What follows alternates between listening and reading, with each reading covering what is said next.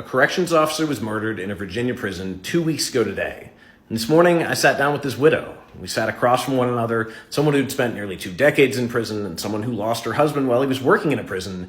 We talked about how broken things are. We talked about the person who took her husband's life.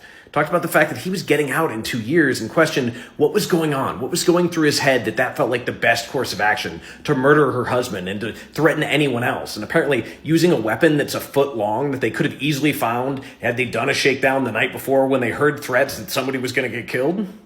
We talked about how understaffed the prison was. We talked about the culture and how sometimes there were really good officers and sometimes really bad officers. How her husband had come home and talked about that. How he wanted to be one of the really good officers. We also talked about how she wanted him to be remembered. She wanted people to know him, that she felt blessed to have the time she did with him. She feels sad that other people didn't have that time.